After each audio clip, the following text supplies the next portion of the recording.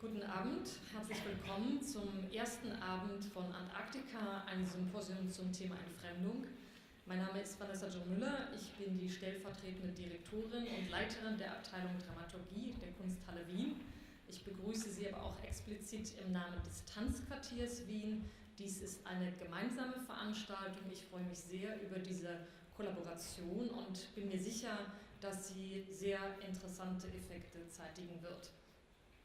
Ausgangspunkt für sowohl das Symposium als auch die Ausstellung Antarktika, in Klammern die Ausstellung beginnt im Oktober, am 25. Oktober ist Eröffnung, war eine Skizze zu einem nie realisierten Film von Michelangelo Antonioni, in der es heißt, die Gletscher der Antarktis rücken jährlich 3 mm auf uns zu, ausrechnen, wann sie ankommen, in einem Film vorhersehen, was dann passieren wird. In dieser Skizze verdichtet sich die Metapher der sozialen Kälte, der Vergletscherung von Gesellschaft. Kurz, es ist ein wunderbares Bild, finde ich, für Entfremdung. Entfremdung ist auf den ersten Blick vielleicht ein etwas antiquierter Begriff. Je mehr wir darüber nachgedacht haben, desto mehr haben wir festgestellt, nein, er hat wirklich eine überaus aktuelle Komponente.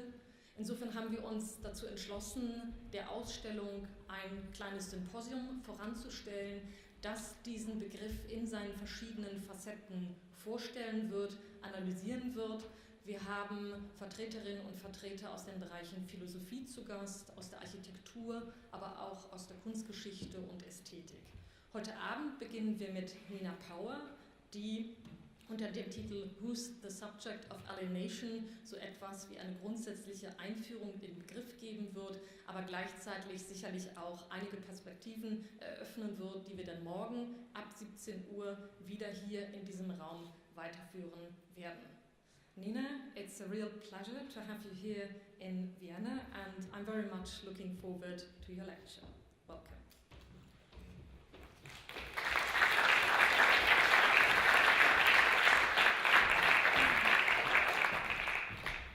Thank you for that, and thank you for the invitation. Thank you for coming as well. I understand there's a protest this evening, and various things. Okay, so I was going to speak for maybe about 45-50 minutes on this concept, and I'll obviously have to speak in English.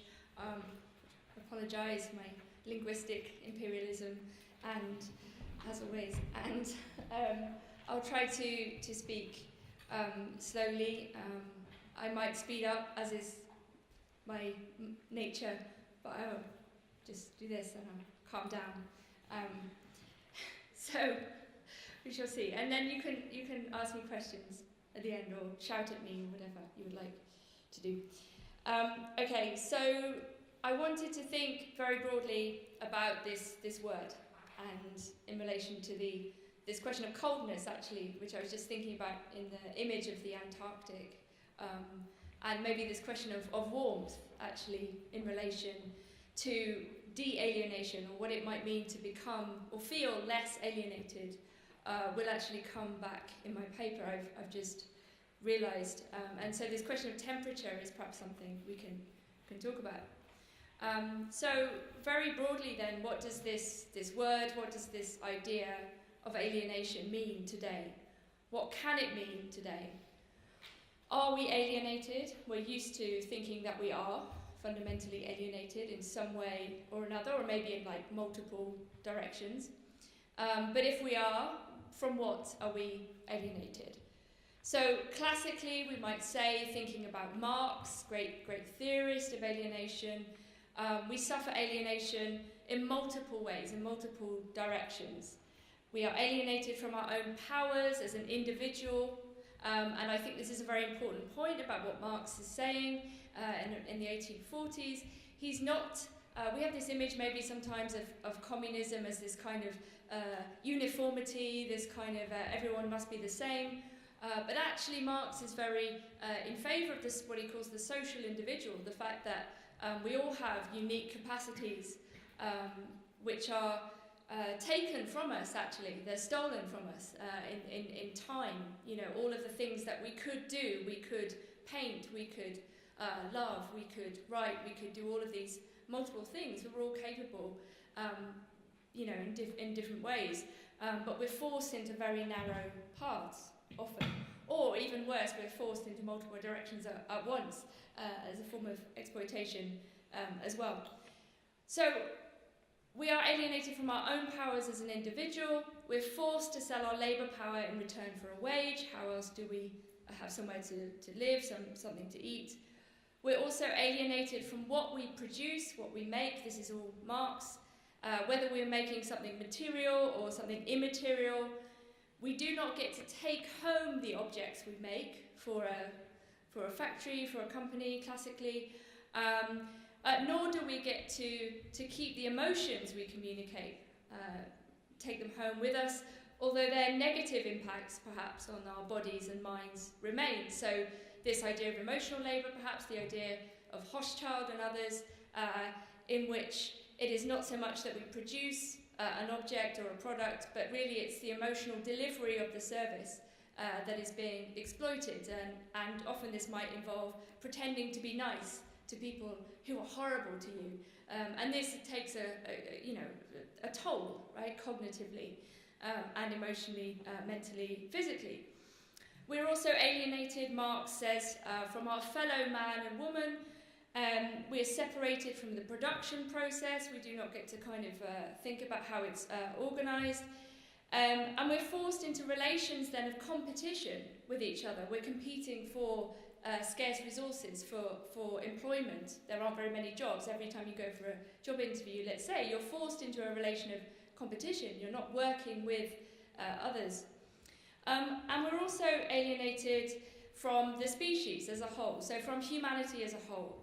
And the German Gattung, we can think of genera of humanity as a kind of genre.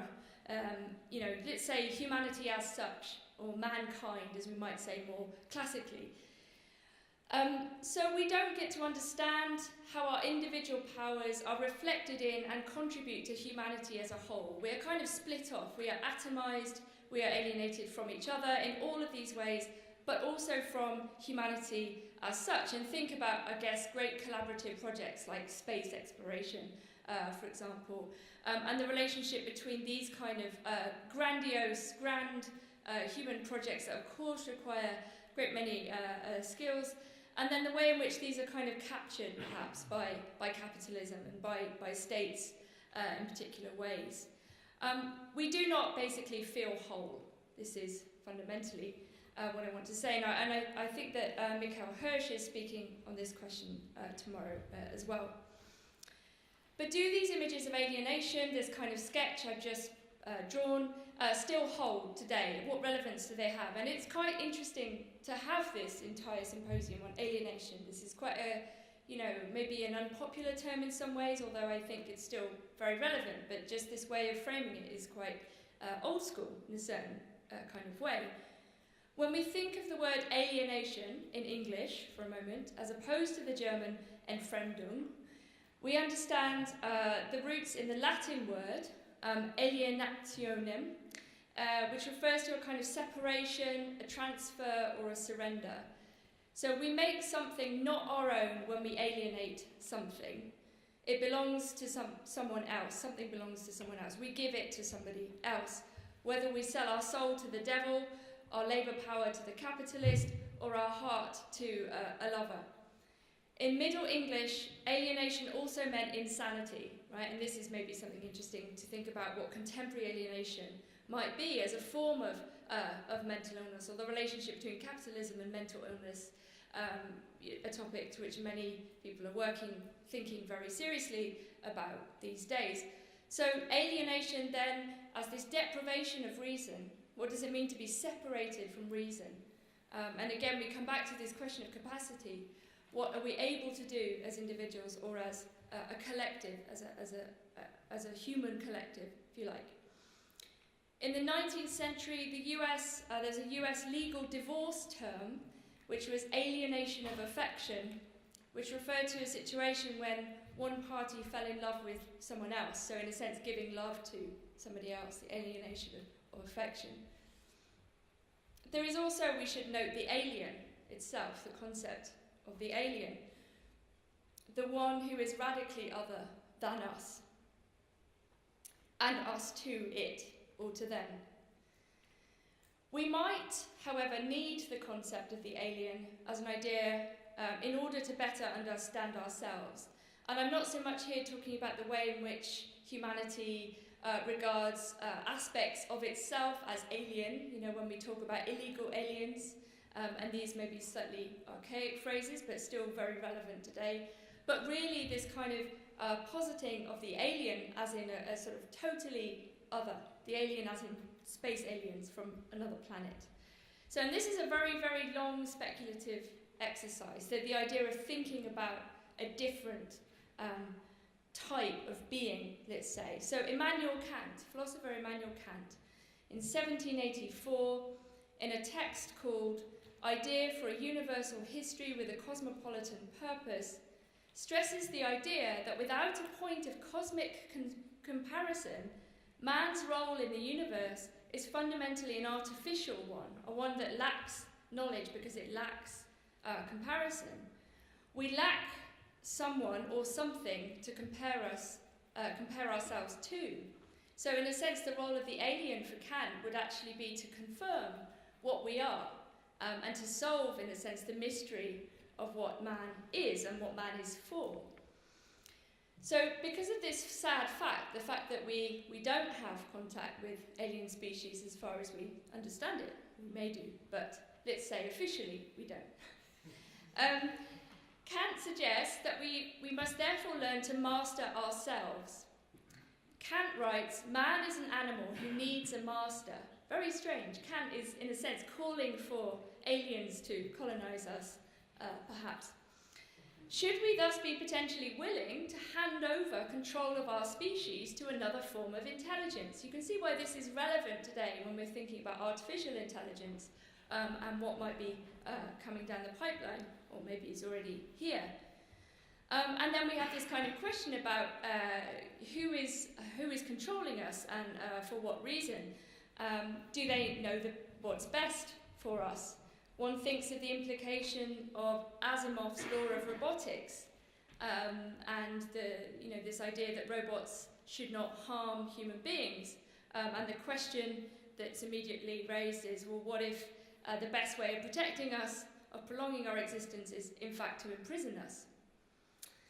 So a further question here for Kant, beyond this question of who owns who and who masters who, is this question of human purpose. So back to this idea of what the species is for, what it is about. Kant continues in this same 1784 text. He says, "We do not know how it is with the inhabitants of other planets and with their nature, but if we ourselves execute this commission of nature well, we must surely flatter ourselves that we occupy no mean status among our neighbours in the cosmos. Perhaps their position is such that each individual can fulfil his destiny completely within his own lifetime. With us, it is otherwise. Only the species as a whole can hope for this." Okay, so Kant, in a sense, does lead us back to this kind of question that we see in Marx as well, of species being, of Gattung. What does it mean to be part of a kind of collective? And in a sense, this is the question of who the subject is. I'll come back to this again. So there's no doubt that over the centuries, mankind has rendered, has given, let's say, in practice, a possible answer to this question of who we are and what our place in the universe might be. And we have to say this solution to this question, or the answer, has been carried out in a highly antagonistic and aggressive way vis-à-vis nature. We might say that in order to cope with alienation, we have alienated ourselves further, not only from ourselves as individuals and collectively, and from what we are capable of and what we can do, but also, and fundamentally, from our existence as natural beings. And if we think about all of those things that are described as the high point of civilization or the kind of apex of consciousness, these are incredibly lonely projects in many, many, many ways. When we think about the way in which humanity is articulated vis-à-vis the question of nature and our place in nature, we have to say that we are very far from an understanding of ourselves as natural beings much of the time. Okay, we're often offended by our animal or natural aspect or existence, we might say. Okay, on this question though, the species, something happens in the middle of the 19th century, so not only Marx, but lots of the people around him, to raise this kind of question of who we are, the essence of humanity, if you like, particularly in relation to the question of God and religion. So I wanted to talk a little bit about Ludwig Feuerbach, who is often perceived, I suppose, as a kind of mediating figure between between Hegel and Marx, let's say, as a kind of relatively minor figure intellectually. But he's very, very interesting. He's thinking about what religion is, what Christianity in particular might be about. And so he's kind of famous, I suppose, or maybe infamous, as the kind of philosopher of humanism, of a kind of philosophical anthropology. He's trying to answer this question of what man or mankind is. So in his sort of most famous text, The Essence of Christianity, 1841, he says the following: "Man, and this is the mystery of religion, projects his being into objectivity, and then again makes himself an object to this projected image of himself, thus converted into a subject. He thinks of himself as an object to himself, but as the object of an object of another being than himself." So when Feuerbach's talking about alienation, he's saying that mankind, both as individuals and collectively, in a sense, gives over all of their attributes to God and says everything that's kind of good about mankind, knowledge, we kind of absolutize and alienate, that is to say, place somewhere else. So knowledge, for example, we would say that God is omniscient, right? God knows everything, as opposed to thinking about what humanity knows, let's say. And this is kind of a big problem. We kind of diminish humanity, therefore, by giving these powers over to God. And it's a very heretical claim for him to make, right? Feuerbach's proposal was for a kind of new age after theology, which he thinks in any case is kind of over because of industrialization, because of technologization. And he describes the situation in the following way. He says, "The realization and humanization of God, the transformation and dissolution of theology into anthropology." So this is what Feuerbach is saying has happened by the middle of the 19th century. And we can see that also in thinkers like Marx as well. A kind of recognition. I suppose today we think maybe about the Anthropocene, which is a term that people use, or the Capitalocene, the idea that in a sense we've so fundamentally changed geography, geology, the earth, that we can no longer speak about it as something other than in relation to the human and really quite destructively. So what is man, capital M? There are lots of issues with this word. The idea of alienation, we must say, in this formulation, in Marx and Feuerbach and others, presupposes an anthropology, right? It's making a claim about humanity. And let's say a claim about the essence of the human, right? What it means to be a human. If we need to reclaim humanity from theology, if anthropology is our new religion, we have to be, in a sense, making a claim about what humanity is. And this is where people start to get uncomfortable. Who today can speak of essences? We avoid speaking about essences all the time. We don't really want to make claims about humanity or about men or about women or about what human beings are. This is something avoided in most cases. We think, I suppose, that all talk of essences is perhaps oppressive or mystical or restrictive. However, we might ask conversely, and maybe this is a question of strategy, who benefits from imagining that human beings are completely untethered from nature, let's say, or from any idea they might have of themselves collectively? Right, so again, what that question of the subject, who is the subject, right, of alienation? What might be possible if we think of ourselves together? We are confronted today with various trans and post-humanist projects that take as their object the complete transformation, well, their object and their goal, their project, let's say, the complete transformation of the human being, and in a sense, almost the abolition of the human in favour of something that comes after, the post-human, let's say.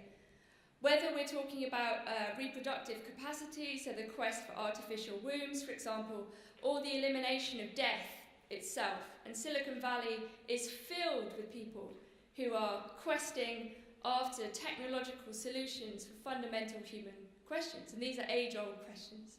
Obviously, the question of immortality is an extremely ancient desire and question. And we must ask who these people are and what are they trying to do about it, and some of their solutions might be rather worrying. Some have suggested that this kind of post-human approach has a kind of Gnostic flavour, that it's a new kind of Gnosticism, in the sense that for the Gnostics, matter, in this case the human body, is kind of denigrated, is felt to be this kind of horrible thing, and to be kind of replaced, or to be, let's say, improved, I suppose, via technology in today's iteration, or spiritual developments, different kinds of spiritual developments in the earlier Gnostic idea. And I think that artificial intelligence is a strong contender for this role of the kind of new spirit of the age that will bring us beyond the human in a certain sense. But we might also think in a more quotidian, everyday way about the role of technology and the way in which technology alienates us on a daily basis from nature and from each other, perhaps, even and maybe especially at its most social, so-called. And I know I sound like a Luddite, old-fashioned person. Don't care. The question of my talk, who is the subject of alienation, is a problem in the middle of the 19th century because, well, for many reasons, the religious question, as I mentioned, but they cannot really work out whether they're talking about man as a whole or individual men and women, right? And I don't think we've worked this question out either, to be honest. It may yet still not be resolved. The question of who or what a subject is and what it is subject to history, to time, etc. Is it a collective subject? Is it an individual subject? I think is still open. Obviously, when we're thinking about alienation and atomization today, we are in a paradigm that does place particular emphasis, we might say, the neoliberal individual. You know, that everyone must fight for his or herself, everyone must compete, everyone must sell themselves, must brand themselves. Artists, you know, in particular, are, you know, maybe the paradigmatic character in this idea of branding oneself, of always being, you know, selling oneself, being a walking CV, as I've described in the past. So we have this image of the individual. Like, we believe that we are dominated by, that we're in the realm of the individual. And I think it's often felt, existence is felt individually in an unprecedented way. It's not so very long that people were simply members of families or clans or tribes. And, you know, the concept of the individual is relatively historically new in many ways. And I want to say that we don't yet know what it is to be an individual, despite this neoliberal attempt to make us believe that we are unique and that our likes are specific to us. I think in the Marxist sense, we have no idea what we're capable of. We don't know what our capacities are because they are kind of taken from us in many, many ways. So the question of the individual is still our question, in a way. So this becomes a debate in the mid-19th century as well. So Max Stirner famously, in his 1844 text, The Ego and Its Own, attacks Feuerbach. So Feuerbach very obviously, in a sense, replaces God with man. He kind of reverses where the power lies, if you like, and creates a kind of religion of mankind, we might say. Feuerbach's more interesting than that, but let's say there is that dimension. So Stirner says that Feuerbach does not specify clearly enough what man is. Is it an individual or is it collective we're talking about? Feuerbach, he says, remains pious. That is to say, he generates a new religion, the religion of man, a human religion or a religion of the human, we'd say. As Stirner writes, let us in brief set Feuerbach's theological view and our contradiction over against each other. The essence of man is man's supreme being. Now by religion, to be sure, the supreme being is called God and regarded as an objective essence, but in truth it is only man's own essence, and therefore the turning point of the world's history is that henceforth no longer God, but man, is to appear to man as God. To this we reply, says Stirner, the supreme being is indeed the essence of man, but just because it is his essence, and not he himself, it remains quite immaterial whether we see it outside him and view it as God, or find it in him and call it essence of man. So for Stirner, there's no difference, really, between saying this is all about God or this is all about man. It's still formally the same claim. Stirner says, I am neither God nor man, neither supreme essence nor my essence, and therefore it is all one in the main whether I think of the essence as in me or outside me. Nay, we really do always think of the supreme being as in both kinds of otherworldliness, the inward and the outward at once. For the Spirit of God is, according to the Christian view, also our spirit and dwells in us. It dwells in heaven and it dwells in us. We poor things are just its dwelling, and if Feuerbach goes on to destroy its heavenly dwelling and forces it to move into us, bag and baggage, then we, its earthly apartments, will be badly overcrowded. Right? So you can see how Stirner is suggesting that this idea of essences is in a sense the kind of problem. If you simply put the essence from God into humanity, there's not enough room.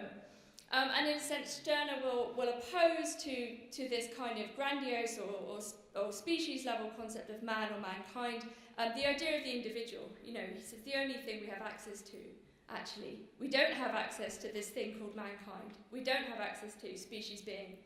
Right, and this is a criticism that really shakes Marx, because Marx is very keen on this, right? We've already seen it in one of his definitions of alienation, the most philosophical one, that we are alienated from our species being, from the rest of humanity under capitalism.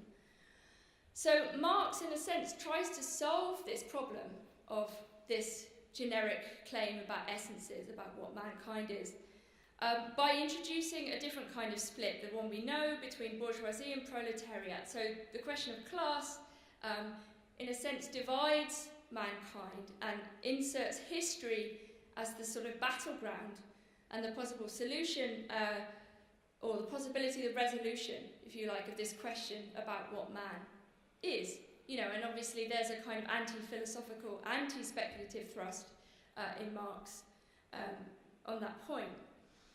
Right, 1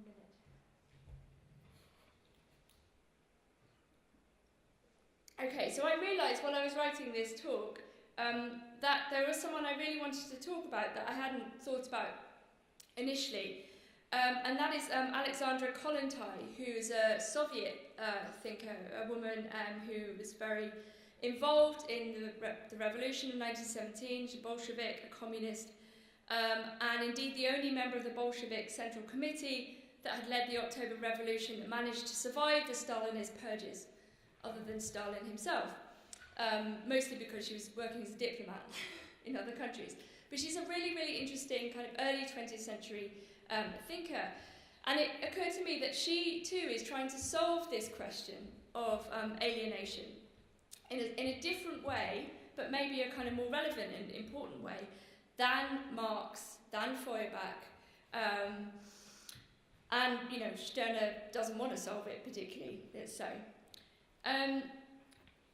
So, in a sense, what Kollontai, so K-O-N-N-O-N-T-A-I, if you haven't heard of her before, I suppose she's infamous for suggesting that having sex is like drinking a glass of water, which is something she didn't quite say, but she sort of did.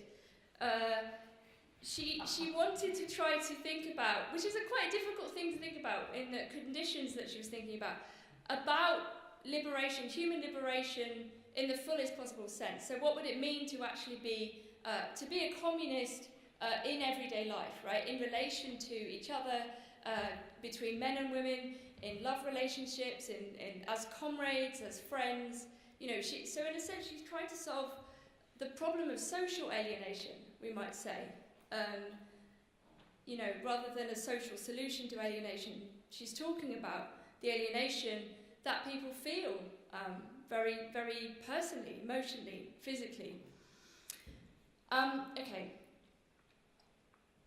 So in 1921, she writes the following. She says this: "The three basic circumstances distorting the modern psyche, extreme egoism, Stirner, the idea that married partners possess each other, and the acceptance of the inequality of the sexes in terms of physical and emotional experience must be faced if the sexual problem is to be settled.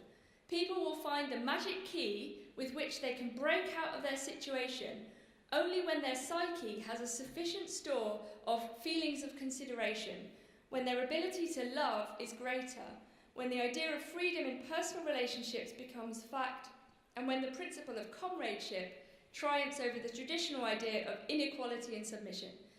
The sexual problem," she says, "cannot be solved without this radical re-education of our psyche." Right, so this is Kollontai, 1921.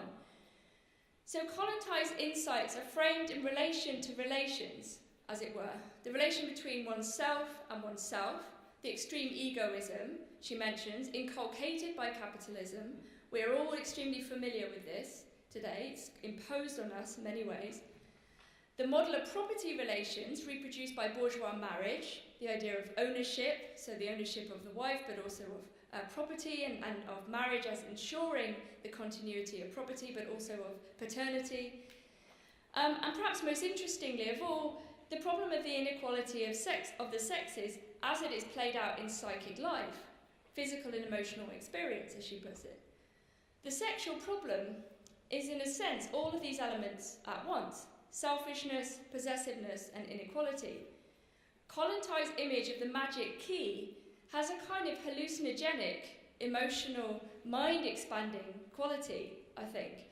And one imagines she would have been very much in favour of later 20th century forms of kind of sort of psychedelic and chemical therapy, like MDMA was originally kind of designed for kind of couples therapy, for example, and for groups. And I think it's worth dwelling on her idea of feelings of consideration, which seems sadly lacking in many political and personal contexts today. How can we live and work together in the spirit of openness when so many of our emotions and feelings are still enmeshed in capitalist ways of thinking, even or especially when we believe we are broken with them? And this is part of a kind of question of strategy of how to de-alienate oneself in groups, let's say. Extremely difficult. It's often harder to do when you're kind of fighting against something together. How many groups and friendships have been destroyed by pettiness, denunciations, bullying, narcissism, etc.? How can we radically re-educate our psyche in the wake of so much damage? You can tell I'm from the London left, can't you? One of the major problems we seem to experience in political organising today is an inability to cope in the wake of political defeat. All the comradeship, love, expanded political horizons and empathy seems to dry up and retreat into suspicion, attacking, turning against one another. We re-internalise inequality and submission and domination as if they were natural facts and not modes of capitalist psychic life that we must all negotiate if we are not to succumb to them. Kollontai's comments point to the renewed possibility of a communism of feeling, a kind of communist psychoanalysis, but also a way of thinking through capitalism as the root cause of certain kinds of social and mental distress or alienation, right?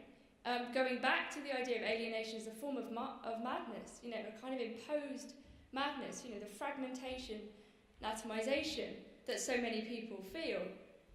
And I think we can see this idea of a kind of communist psychoanalysis also in the work of the late British thinker, my friend and writer Mark Fisher, and many of the thinkers in the anti-psychiatry, anti-tradition as well.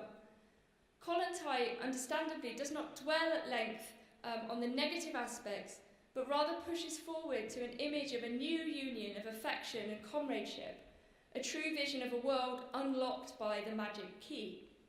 So she says this: in place of the old relationship between men and women, a new one is developing, a union of affection and comradeship, a union of equal members of communist society, both of them free, both of them independent, and both of them workers. No more domestic bondage for women, no more inequality within the family, no need for women to fear being left without support and with children to bring up. The woman in communist society no longer depends upon her husband but on her work. It is not in her husband but in her capacity for work that she will find support. She need have no anxiety about her children. The workers' state will assume responsibility for them. Okay, that's Kollontai. We are obviously extremely far from this image in many ways, and of course we would question this idea of work as a solution to the problem of alienation.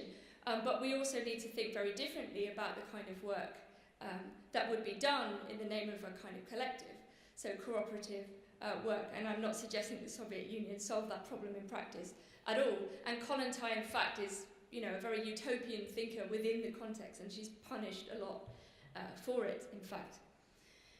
But I think what she recognises is that it's not enough to criticise what is hated in the present, but one must move towards entirely new arrangements in which new forms abolish and replace old ones. So, in particular, unequal relations between men and women are replaced by free, independent, working comrades. The family will be replaced by state care. We might balk at that one. Women will be liberated by work and no longer dependent on their husbands for either romantic or economic support.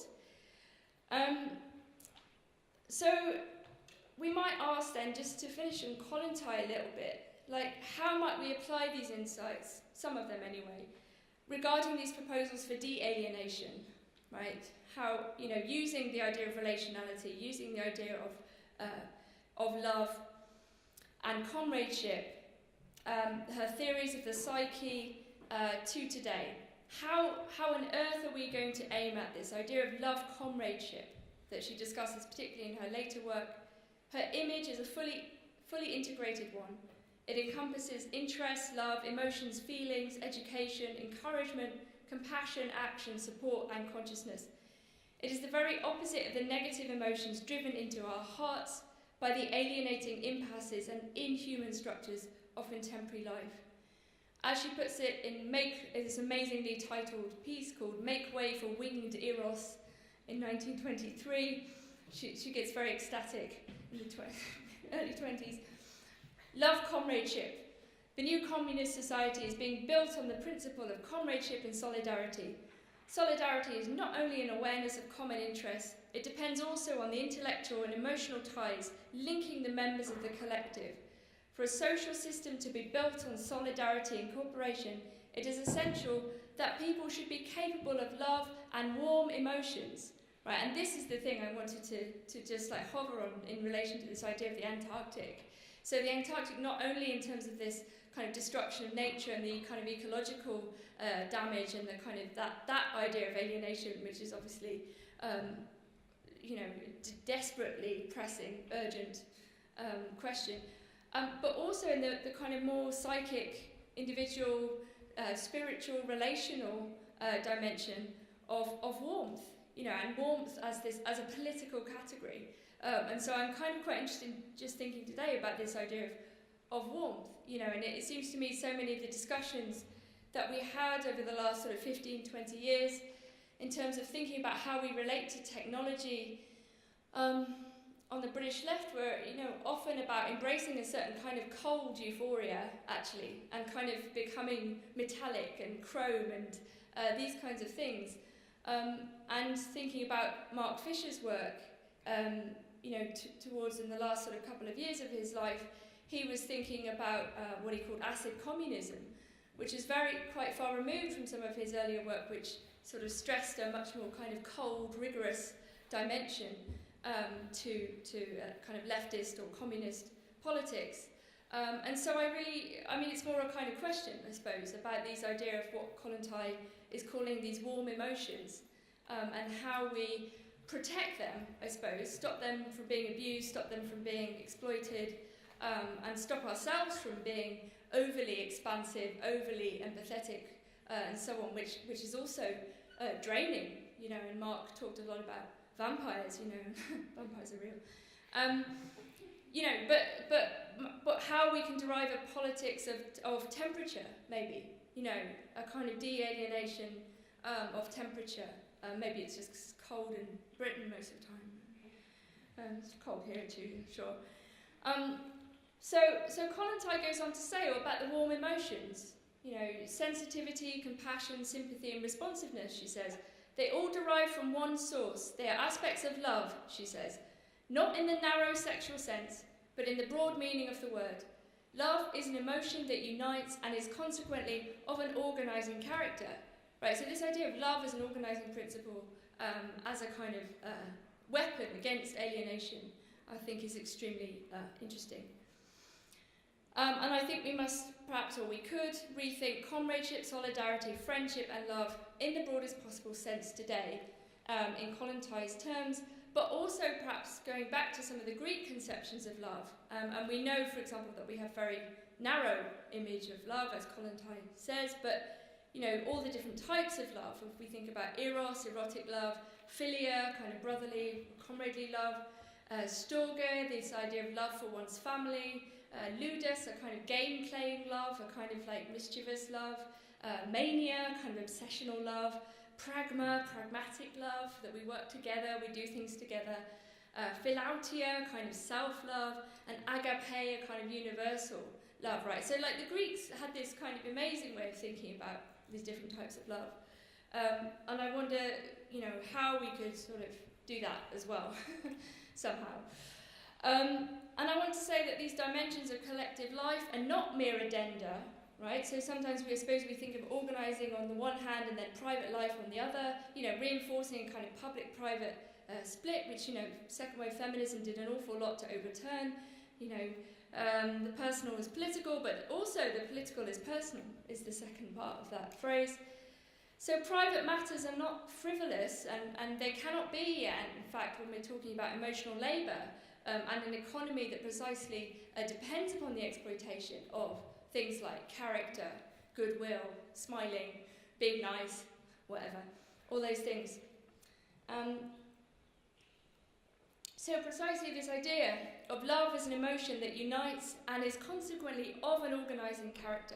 How can love be used as an organising principle? We need love and comradeship in order to organise.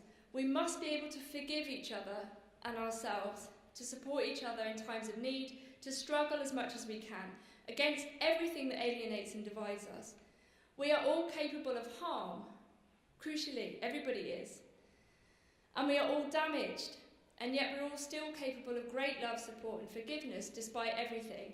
And I wonder about this question of the relationship between men and women and what is going to happen in relation to the climate after something like Me Too. This great reckoning that at the same time could become perhaps a great reconciliation. And I know that that's perhaps a difficult thing to say. In lots of ways. But what if we thought of ourselves as comrades before we thought of ourselves as anything else? What would a world of bright emotions, as she puts it, and love comradeship look like? So just to conclude, I want to briefly turn again a little bit to some contemporary discussions of alienation in the work of various so-called accelerationist thinkers. So when I mentioned Silicon Valley and these kind of quests for immortality and these kind of quests to go beyond the human and to enter into perhaps a post-human age and to transcend human biology and all of these desires. but to look at thinkers who perhaps quite interestingly embrace alienation, right? Who don't think that alienation is a problem. In a sense, what I'm proposing obviously here is a return to older theories of kind of de-alienation, or ways of thinking practically about how we feel less alienated. And partly this is very personally motivated. It's motivated by, a sort of political upset, I suppose, with the way in which people who've worked together often fall apart and start attacking one another. But also I think in terms of the levels of suicide among people that I know on the left, or people who are thinkers, and particularly men, and this, whether we can think about a way of preventing these terrible things from happening by having a different conception of how we relate to each other. But nevertheless, let's for a second think about these proposals. And these proposals, accelerationists, so people who are thinking about technology, and of course we might say, well, we're already in it. Of course we're in it. We have our phones, we have prosthetics, we're basically cyborgs. We have, there is no way back. We can't go back to some kind of prelapsarian, pre-technological time, and I don't want to suggest that. I am a Luddite, freely admit, but I'm not a primitivist, and if we're thinking about kind of medical intervention and so on, the dialectics of technology. Well, technology, we have to think about it dialectically. Let's put it that way. It's not straightforwardly all bad. But I suppose the question of what it means to think from the standpoint of technology is what some of these thinkers are doing from all sides of the political spectrum. So you can be a left accelerationist, a centre accelerationist, or universal accelerationist, a right accelerationist, and so on. And there are clues in Marx to this as well. He talks about the fragment machines. It's not clear that Marx, very clearly says that we shouldn't go back straightforwardly to feudalism, that we're already in a kind of industrial thing, and industrialization does have these very progressive elements. It destroys, he says, superstition. It destroys kind of old family ties and all of these sorts of things. So we can't go back in many, many ways. But how then do we relate to technology, I suppose, is the question. So like I say, they're kind of thinking from all different sides of the political spectrum, and indeed many in Silicon Valley are very annoyed with left-wing people in Silicon Valley. They don't like the woke people in Silicon Valley, and they talk about being alien. Peter Thiel, for example, who's Immortality Project, seasteading person, will talk about feeling alienated from the culture of Silicon Valley because this idea, this quest for kind of innovation, entrepreneurialism, and so on, these kind of billionaires, they don't want to be constrained by, morality, let's say. But let's say everyone on this kind of, in this zone, accepts the inevitability of the technological transformation of humanity, let's say, one way or another, suggesting that it's already underway, and some believing in a kind of singularity, the idea of a kind of technological explosion, or explosion of technologization, a sort of rocketing of technological know-how. Some people are committed to the idea that capitalism is going to bring this about, that free market capitalism, or at least competition, will somehow generate the kind of antagonisms that will create great things. And other people, so left accelerationists, so Nick Serchek and Alex Williams, for example, want to harness technology and platforms for kind of socialist ends, let's say, to embrace technology, but for projects of redistribution and so on. But let's say all are committed, in the relation to our topic this evening, to a break with the classical way of thinking about alienation, right? That idea of alienation, the way that I've talked about it, where it's always relating to an essence. So even in Kollontai, you know, this idea of the emphasis on the warm emotions, on love, you know, this is an anthropological claim about what human beings are capable of, right? I mean, we may agree with it. We might say, yes, of course, human beings are capable of love. We might also say they're capable of hate, which is true. And then we would need to think about what a politics of the emotions would be. But let's say, what would it mean to think, as many do, beyond alienation, right? So from a post-alienation perspective, which dispenses with essences of any kind. So as philosopher Pete Wolfendale puts it, they're all committed, all of these contemporary accelerationist thinkers, to the thesis that there is no pure, authentic, or natural pre-capitalist form of life to return to.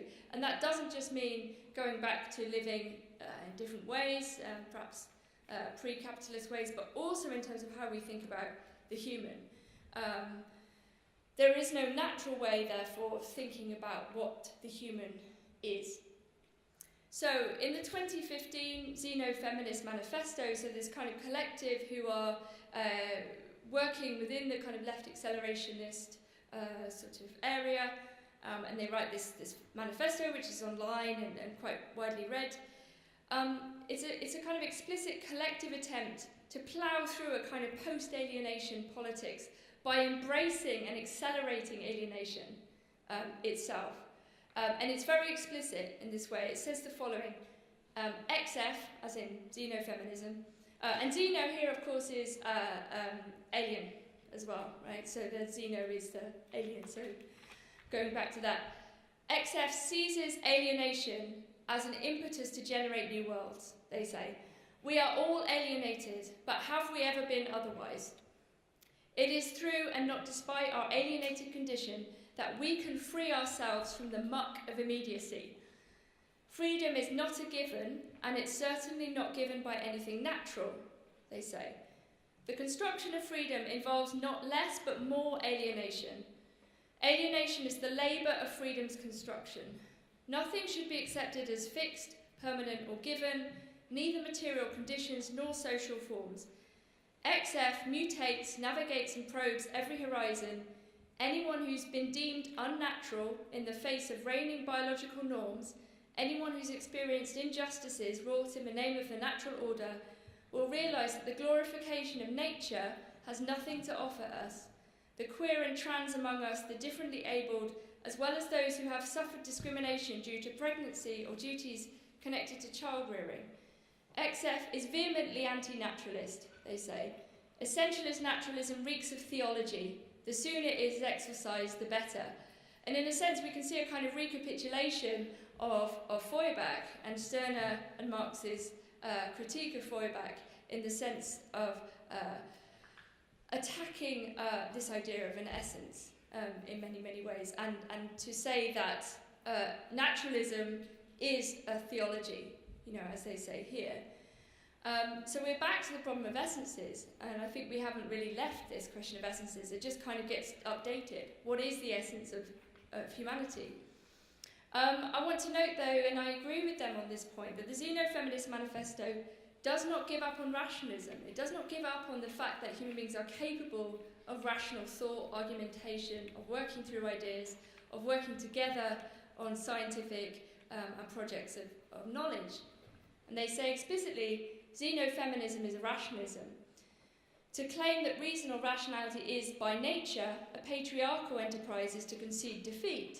It is true that the canonical history of thought is dominated by men, and it is male hands we see throttling existing institutions of science and technology.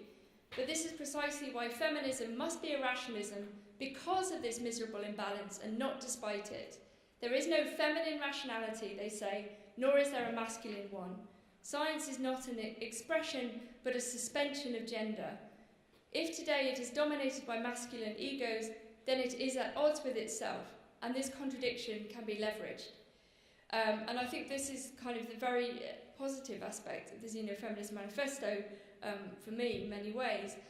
And I suppose I want to just maybe leave open this question of nature and what then it means to say, on the one hand, that to remain committed to a rationalism, which in the first place, historically, we're thinking about how we map the natural world, and to think about a kind of post-nature, pro-alienated idea of rationality. And again, then do we end up just with kind of Silicon Valley AI type sort of celebration, or even fetishization, a kind of technophilia?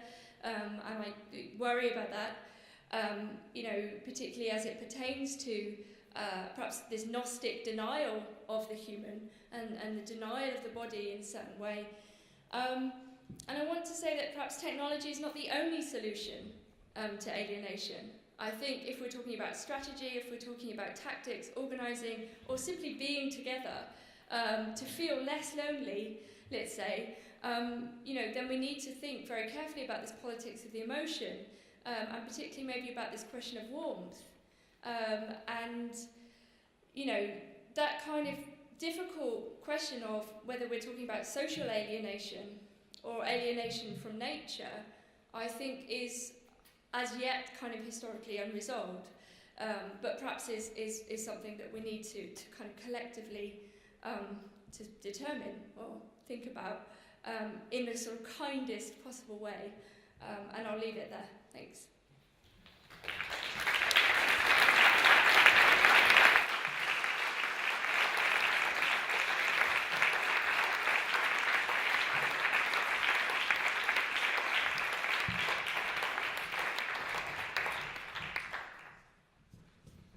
So yeah, I guess if you want to say anything,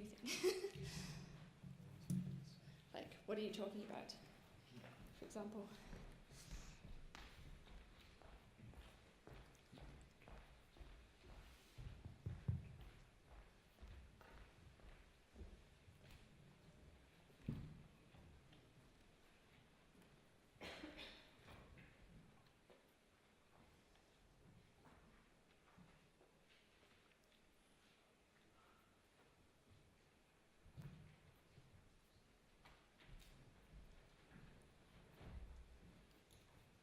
Thank you very much for this really rich lecture, which opened out many perspectives.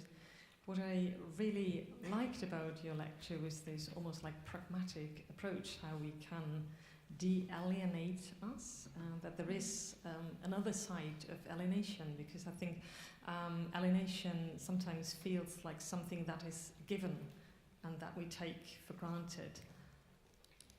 If there are any questions, it's a unique opportunity, because Nina Power will leave us tomorrow morning to Prague, where she has another obligation.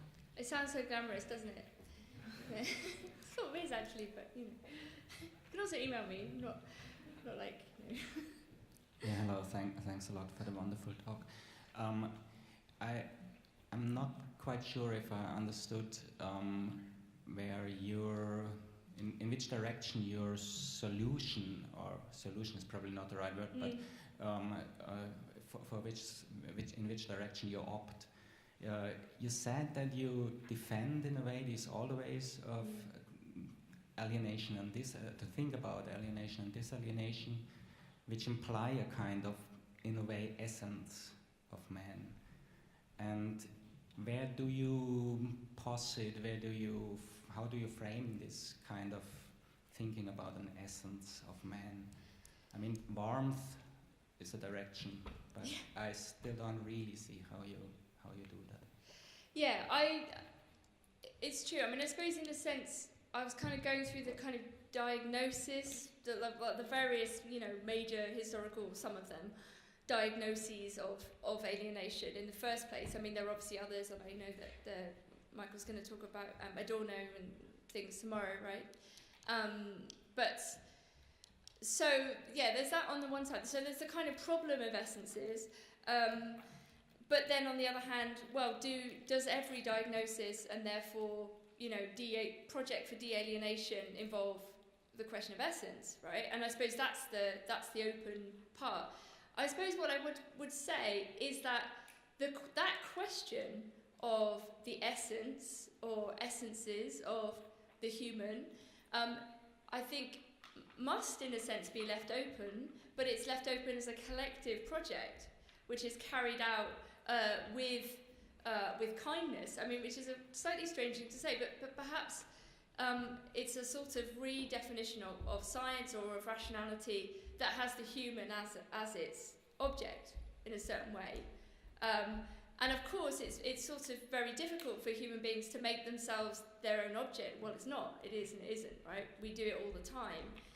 You know, whether we're talking about objectification in a sort of like sexual way, or whether we're talking about how we view ourselves through the eyes of others. I mean, we're constantly in this weird relationship between being a subject and being an object. You know, when we think about ourselves, when we relate to other people.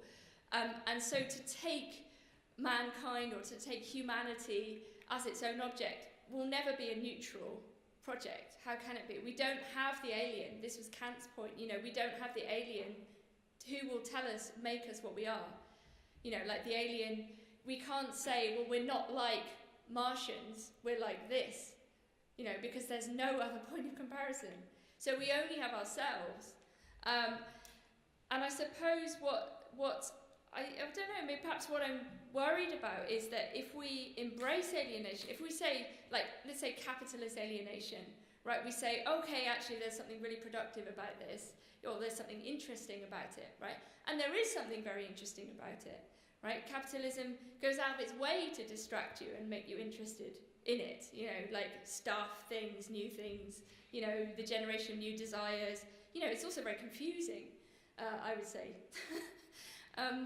But, you know, and that might be deliberate. But I suppose it would be something like holding open the space to collectively endeavour to experiment with that question of what the human is without foreclosing it. So I think, you know, I don't think we are post-human. You know, I think even to sort of pose that question or to want to escape the human is, I mean, maybe understandable. We must understand why people want to do that, you know, to move beyond the human. I mean, some of it might be quite basic, you know, like, so if we're thinking about the immortality projects in Silicon Valley, you know, again, an ancient desire. Some people want to live forever, you know, or they want to live forever young, you know, or this is a kind of ambition. It's very human, actually.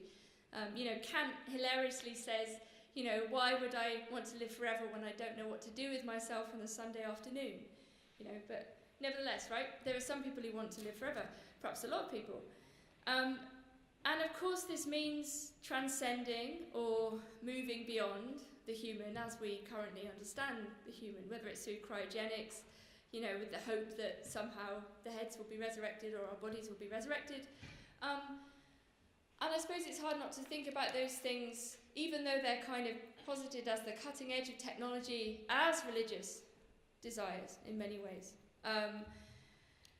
And whether, in a sense, these people who claim to be doing this work, to be moving towards the singularity and the post-human and all of these kind of things, are in fact actually much more like religious thinkers than people, let's say, who are existentialists, or people who are, I don't know, socialist humanists or something like this, you know. So I suppose my sort of slightly cop-out answer would be, I want to hold open the question of essence, right, in the name of a kind of collective project, without thinking immediately that the solution is we must transcend the human, because I don't think we've solved any or answered or asked any questions of it really yet. I think there's still so much to say. You know, and yes, this might be about the relationships that we have with one another as a strategic element, or central element, in fact.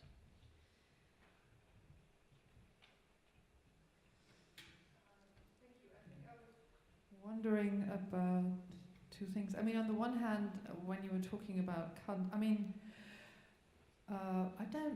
why would we need the Martians to tell? I mean, like, it depends on who you signify, like, who you would characterize as us. But one could say that the whole principle of building European modernity was based on producing aliens and othering, and producing such a position which cannot speak as we.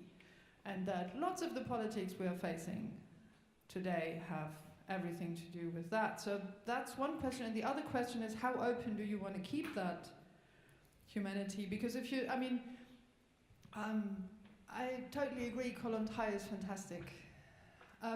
But she was writing about a revolutionary psychophysiological life within a certain time and a very specific moment and a very specific form of comradeship. And today we have a very, very different time. So to transpose Kollontai's revolutionary idea of humanity, can I finish the question? To transpose that into the present, one would have to translate it into the present, and I would think with a bit more than just saying let's be nicer. Sure, I mean obviously most of what I said, that Kollontai's proposals were mainly utopian. It's not like she, these things were actually going on, but what the conditions maybe allowed was the possibility of this speculation, if you see what I mean. I think... there was a praxis to it. Yeah, and that there are lots of collective projects happening today as well. I don't know.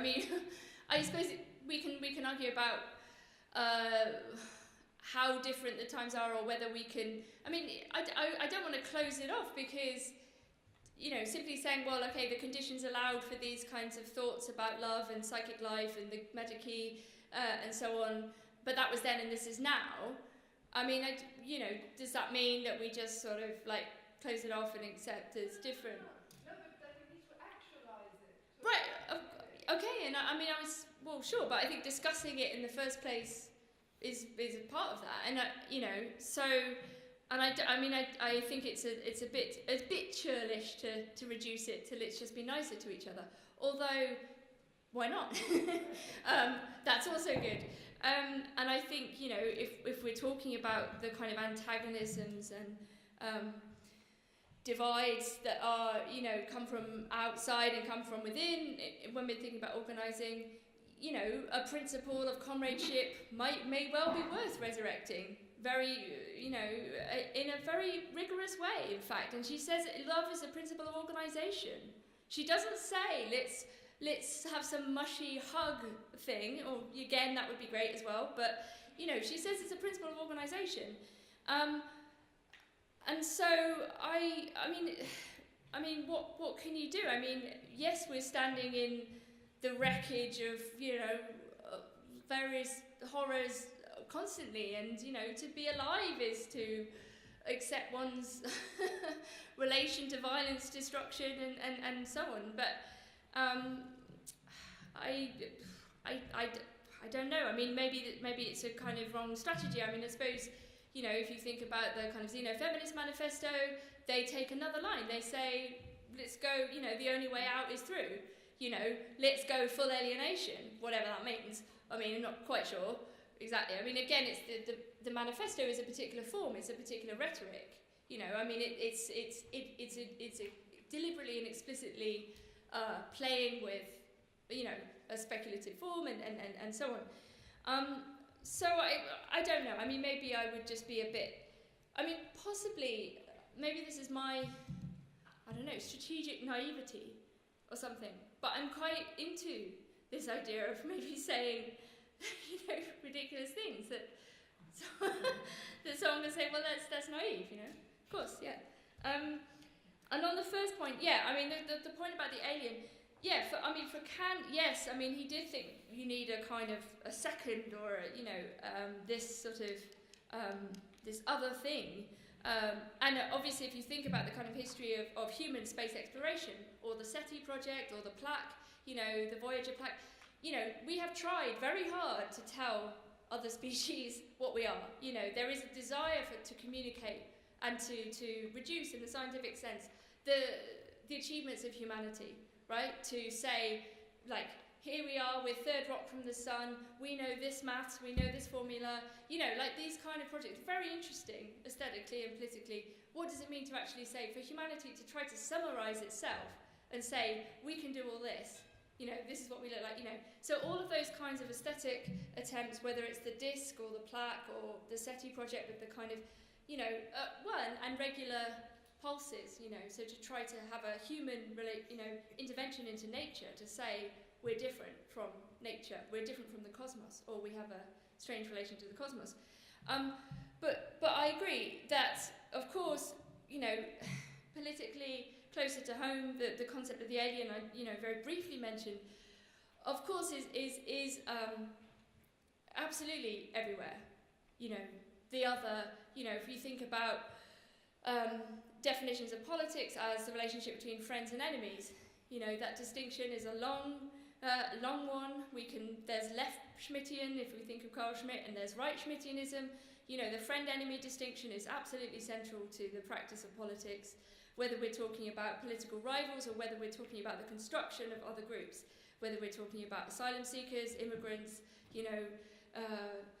nationalism, races, the resurrection of kind of supposed belonging and these kinds of things. Absolutely.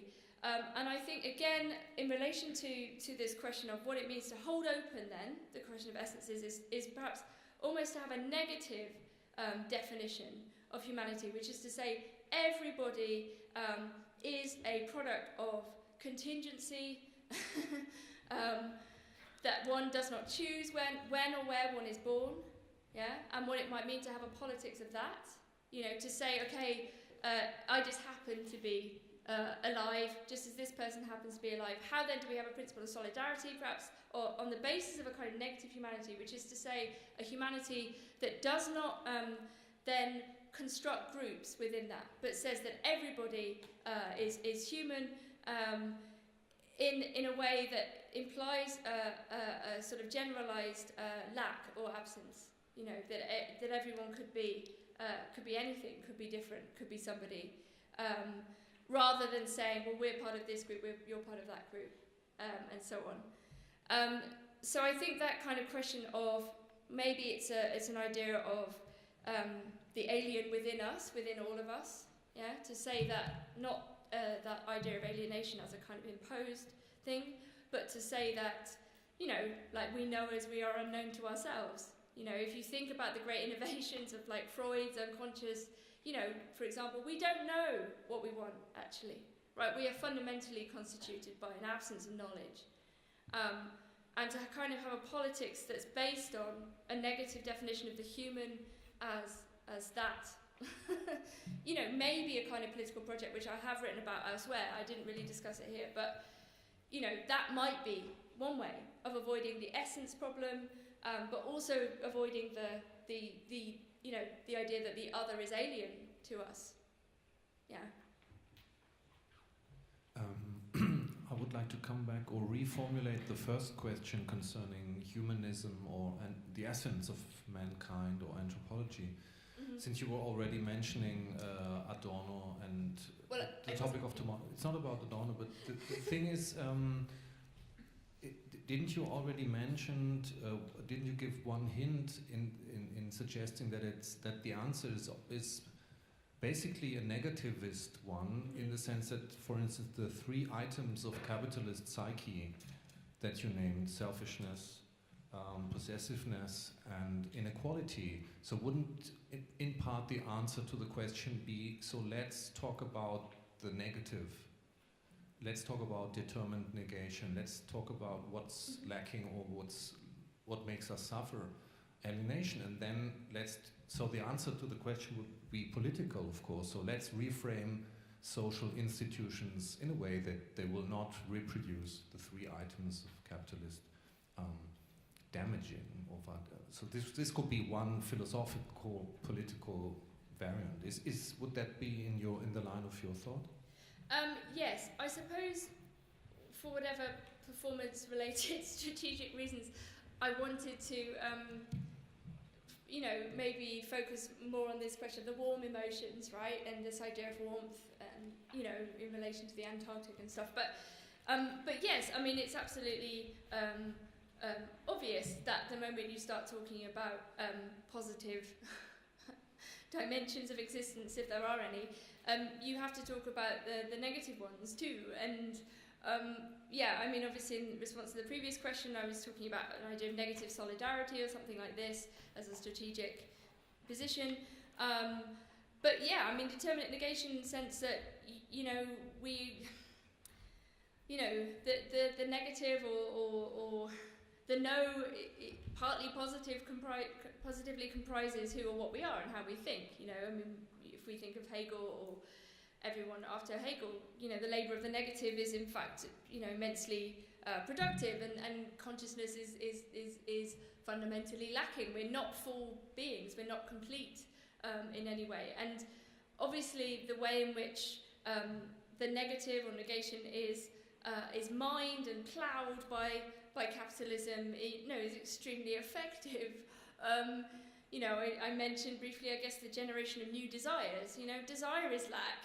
You know, it's like saying, you know, you want this thing that you don't have, that you didn't know you needed, right? You know, that's how it works. And whether we're talking about consumer capitalism or whether we're talking more about the forms of, you know, alienation or lack that is necessary to kind of keep things going, you know, feelings of, you know, a lack of belonging to one's workplace, you know, precarity, we could say. I mean, the kind of absolute rise in, you know, total lack of job security or one's identity in that sense. I mean, it's kind of everywhere. I mean, and of course we would say, yes, don't we have to begin there? And I would say, yes, but everyone is doing that, so I wanted to do something different. So, you know, sort of, do you know what I mean? It's just so, but more positively to say, well, look, the diagnosis and the recognition, you know, which is of violence, of horror, of all of these things, of inequality, of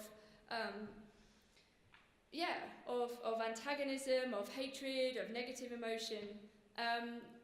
But there is also this kind of other side, and you know, people still want that. You know, if we talk about the kind of experiences that people have or desire to have collectively with friends and so on, you know, there is a great desire, and this is what Mark Fisher was working on, you know, towards the end of his life. You know, is really this kind of question of these kind of collective moments. You know, and he was going back to think about British folk culture and the kind of the relationship between the carnival and the rave, and you know, and just going to the Bruegel this morning, you know, like the kind of peasant weddings and these sort of celebrations, you know, that aspect of social life, you know, and we don't have to say, oh, again, let's go back to feudalism.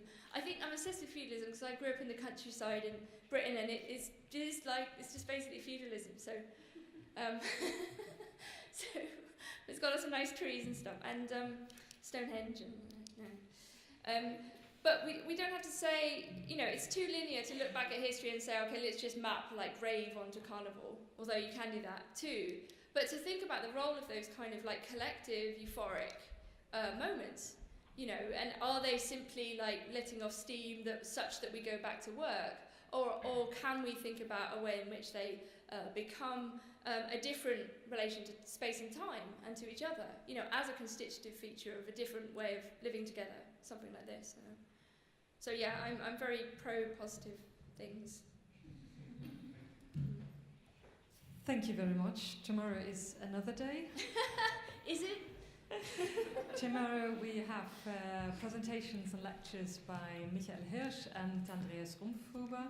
I would be very happy to see most of you tomorrow again. And for all of those who haven't seen the performance Kunsthalle Wien yet, it's still on. It's at Kunsthalle, and it will continue till approximately 9:30. So please have a look and experience something, that I think relates very much to tonight's talk. Thank you for your attention, and thank you, Nina. That was a great input. I think there's lots of things on the table, and we have many, many things to discuss in the next 2 days. Thank you.